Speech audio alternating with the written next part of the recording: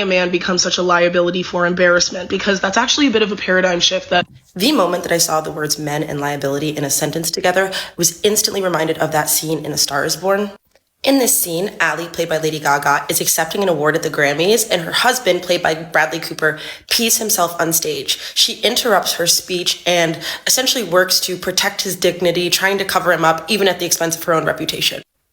This got me thinking about how so many of our systems and structures in this world, be they political, familial, romantic, and even professional, are designed around protecting men's integrity, and often doing so at the direct expense and liability of others. And ultimately, the way that this is done is by having people, structures, systems, legal teams, even entire corporations, essentially run interference between men's behavior and the consequences of their actions. Under patriarchy, so much labor actually goes into shielding men from having to live and experience the consequence of their behavior. But this idea of men as assets that need to be protected is shifting. I have a lot of friends that work in marketing, and oftentimes they talk about how having men as the face of brand deals for long periods of time just isn't viable anymore.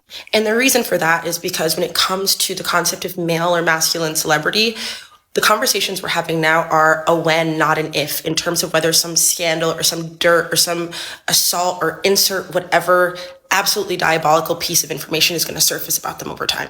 And so even from a marketing perspective, the cost of protecting and running interference between that man's past, the skeletons in that man's closet, and the actual value of the campaign no longer balance each other out.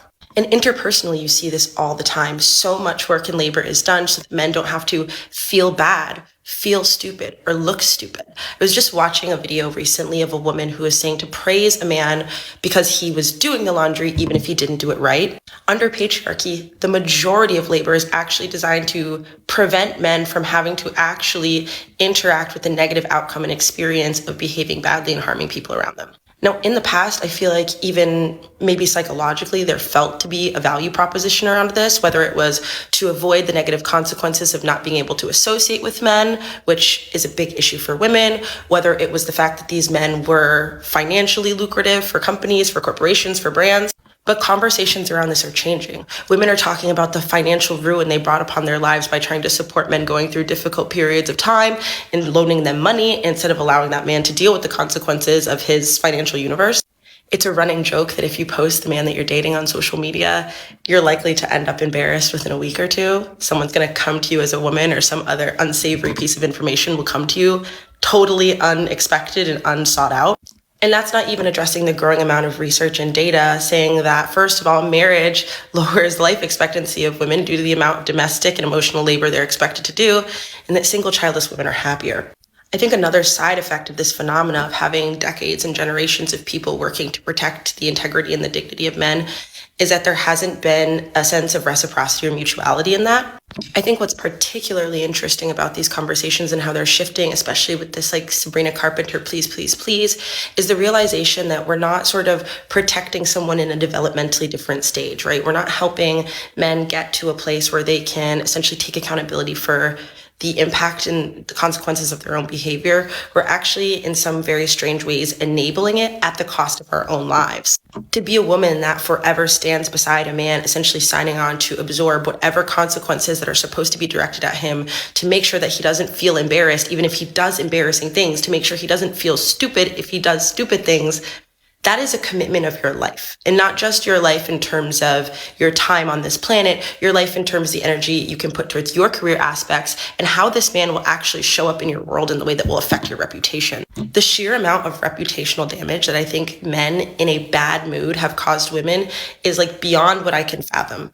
It's often this idea that men are suffering in silence. This is like a trope that's been talked about for a really long time, but I think anyone that's spent a close and long-term period with a man understands that there is no silent nature to that suffering. That pain and those unmetabolized feelings leak everywhere else and are essentially managed and metabolized by everyone else around. I think that's why when it comes to romantic relationships between men and women, they often feel fundamentally unjust. The woman is working to protect the integrity, to protect and defend, and ultimately support the dignity of the man, and that is not being done back to her.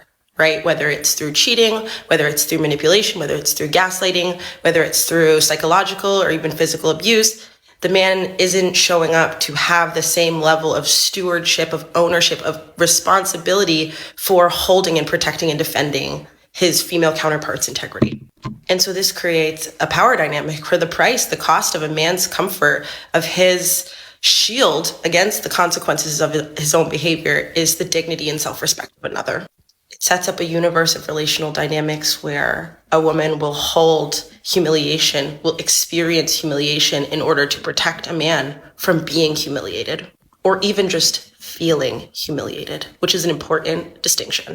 And because we exist under patriarchy, right, this labor isn't valued. It's often invisible or simply noted as a basic entitlement that men feel they deserve in relationship, in jobs, in professional environments, in academia, wherever you see a system intersect with patriarchy.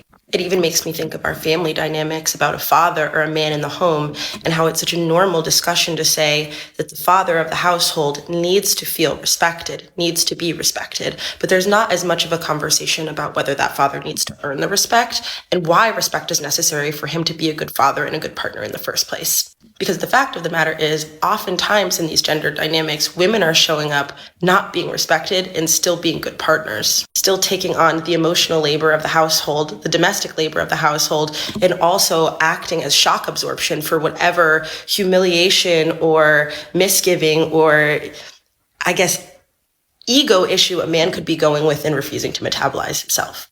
And it sets up people, it sets up systems, it sets up our culture to essentially be collateral damage, so that a man doesn't have to feel bad, self-reflect, and potentially change his behavior.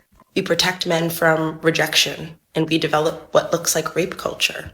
We look at cases like Brock Turner and say, oh, but he's just a kid. He's got his whole life ahead of him. We develop toolkits and courses for women in femininity to essentially be able to appease and bolster men's fragile masculinity so that we don't have to bear out the repercussions when they feel emasculated. And ultimately, we build a world with systems and structures that grease the wheels of men's entitlement to integrity without having to earn it. And I truly believe, in turn, this creates an identity crisis in men because they're not able to tolerate, they don't have the distress tolerance essentially to experience fully the consequence of an action and not receive it as a punishment. They don't have a dexterous emotional interior landscape that allows them to look at their actions, experience a sensation like humiliation or alienation or the distance maybe their coworkers or their friends or their loved ones would give them naturally from doing something kind of shitty. And so in their inability to do that work and in our taking on that work, we kind of create a league of tyrants that continue to humiliate, abuse, and misuse while expecting nothing but the benefit of the doubt. And we also live in a world that justifies men's discomfort being supported by men for men with violence. How many people have lost their lives due to a man's humiliation or internalized homophobia? How many women have lost their jobs or their lives simply for rejecting a man's advances? And ultimately, it truly boggles my mind that we don't reflect on the loss of these sorts of systems and these sorts of belief systems especially, and take time to be present with and grieve the way that the world would look different if we had even 1 out of 10 of every creative woman lost to this function. I'm happy these conversations are happening now. I'm happy that people are examining the value proposition of absorbing the consequences of men versus actually living their true lives in alignment with their own values, because I don't think that that debt has been paid or even remotely balanced in terms of the scales for a really long time, if ever, and likely never. But I think even the illusion of that trade-off having value is dying. I think women are stepping into empire. They're stepping into creativity, queer people, people who generally have to work as that shock absorption system for men's general inability to handle the distress of their own actions and the consequences associated. And I think it's time that we give other people space to also make their own mistakes and develop their own systems of accountability outside of having to regulate essentially and run that interference for men under patriarchy. And I'm personally happy to see the time run out on covering for these men.